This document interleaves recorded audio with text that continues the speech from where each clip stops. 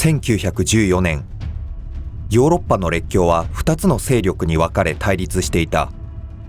一つは三国協商、フランス、イギリス、ロシアがヨーロッパの新たな強国となったドイツを警戒して手を結んだ。もう一つは三国同盟。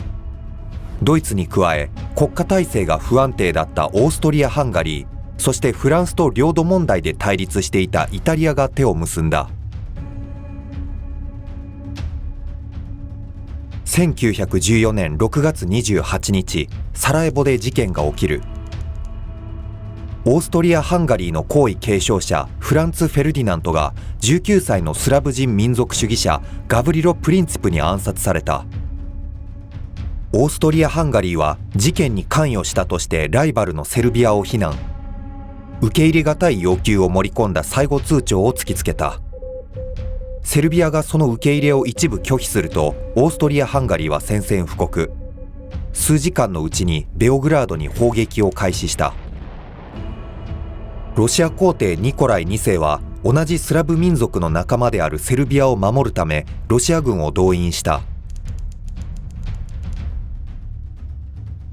ドイツ皇帝ヴィルヘルム2世はオーストリア・ハンガリーに支援を約束していた。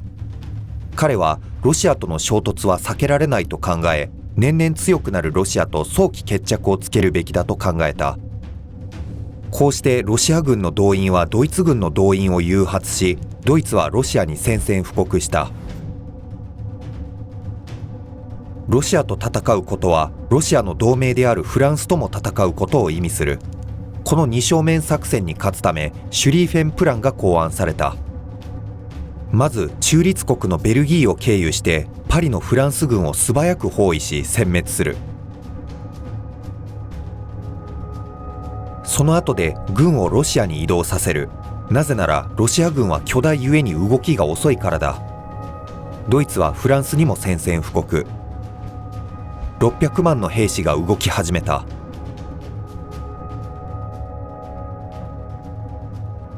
イタリアは中立を守っていた。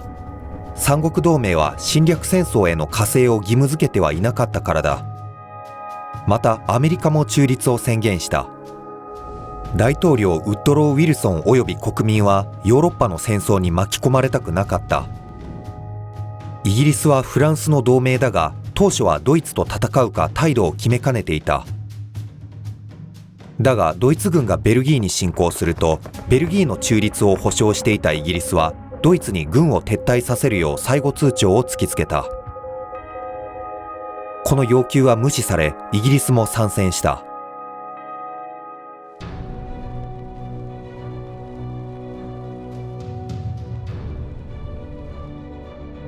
イギリス軍がフランスに上陸した頃、ドイツ軍はベルギーの要塞都市リエージュに侵攻。数日間ベルギーの激しい抵抗が続いていた。ドイツ兵は多くのベルギー市民を虐殺した。対する連合国もこの虐殺を誇張して伝え、中立国の対ドイツ感情に影響を与えた。フランスはドイツのシュリーフェンプランに気づかず、ドイツに侵攻する第17計画を実行した。しかし国境付近の戦いで押し戻され、双方の軍が大きな被害を出した。イギリス軍はモンスに進み、ドイツ軍との戦闘が始まった。しかし数で大幅に劣るイギリス軍は加勢に来たフランス軍もろとも後退させられた。連合軍はマルヌ川まで後退し、あわや首都パリにまで攻め込まれかけたが、ここで決死の反撃を行いドイツ軍を押し戻した。双方25万人の損害を出した。両軍とも北部から回り込んで敵軍を攻めようとし、この動きは海への競争と呼ばれた。その結果、第一次イーペル海戦が勃発。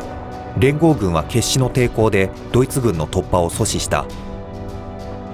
しかしこの戦いも両軍に大きな損害を出した。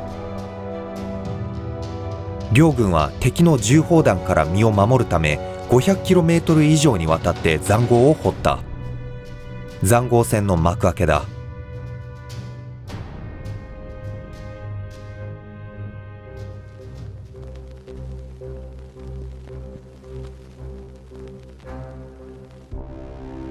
イギリス艦隊は最初の海の戦いとなるヘルゴラント海戦でドイツの巡洋艦3隻を沈め勝利した。世界最強の海軍を持つイギリスの戦艦は29隻、対するドイツは19隻保有していた。イギリス海軍はドイツに対する海上封鎖を実施、食料を含め物品の海上輸送を阻んだ。ドイツを経済的に攻撃し降伏に至らせようという作戦だ。しかし1週間後、イギリスの巡洋艦パスファインダーが初登場した兵器によって沈められた。潜水艦の魚雷攻撃が始まったのだ。ドイツの潜水艦 U ボートは1万 5000km もの航続力を持ち、水面下から気づかれることなく攻撃できる。これによりイギリスの海の覇権を決定的に脅かす存在となった。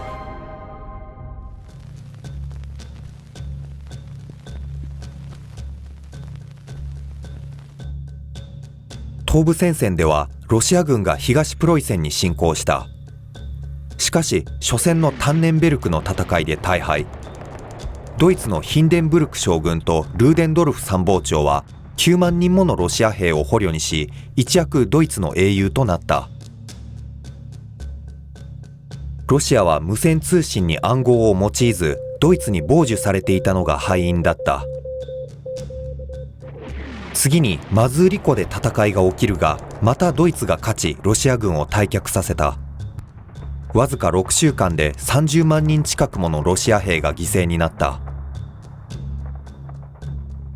その頃オーストリア・ハンガリー軍はセルビアに侵攻。しかしツェルの戦いで撃退された。オーストリア・ハンガリーはロシアにも攻撃するが、こちらも大敗を喫し退却。30万人の犠牲を出した。その結果、要塞都市のプシェムイシルがロシア軍に包囲された。ドイツ軍はプシェムイシルを救助せざるを得なくなり、まずワルシャワへの攻撃を開始した。厳しい冬の中、数週間にわたる激戦が続いたが、はっきりとした決着はつかなかった。ここでオスマン帝国が中央同盟国に加わり参戦し、古くからの宿敵ロシアに宣戦布告した。オスマン艦隊はロシアのオデッサとセバストポリを砲撃。対するロシアはコーカサス地方からオスマン領に侵攻した。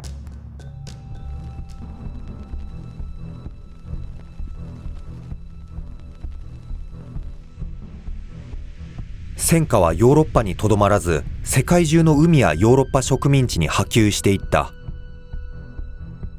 ドイツ軍はイギリス領東アフリカ、現ケニアに侵攻し、タベタを占領した。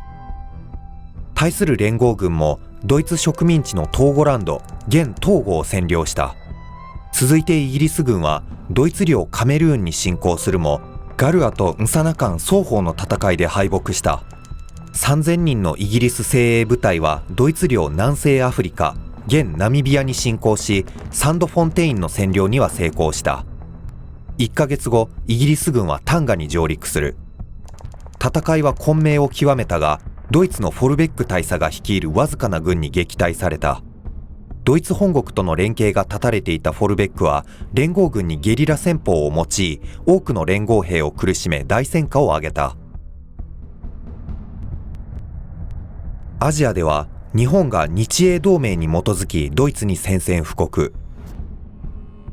ドイツの海軍基地があるチンタオを攻略した。またドイツ植民地のサモアとニューギニアも連合側であるニュージーランド軍とオーストラリア軍の前に降伏した。南アメリカのチリ海岸ではフォン・シュペイ率いるドイツ東洋艦隊が圧倒的に優勢だったイギリス艦隊を2隻撃沈。2隻とも全乗組員が戦死した。5週間後、シュペイ艦隊はフォークランド諸島でイギリス海軍に遭遇。ここではドイツ艦隊が5隻中4隻沈められ、シュペイも戦死した。中東ではイギリス軍がオスマンのバスラ要塞を占領した。船を動かすために必要なペルシアの石油を確保するためだ。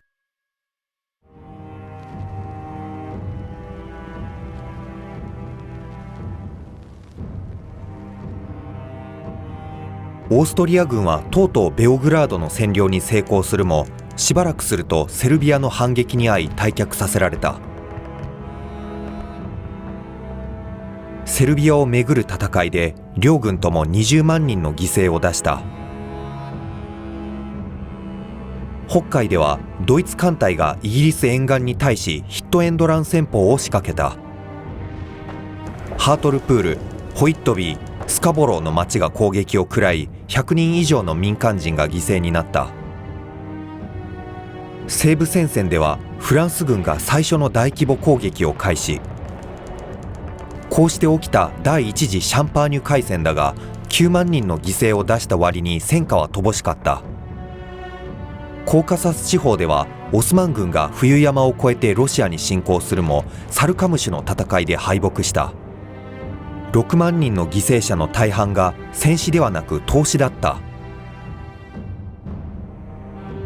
クリスマスが訪れると西部戦線は束の間の休戦に入り、お互いの塹壕に挟まれた無人地帯でサッカーの試合も行われた。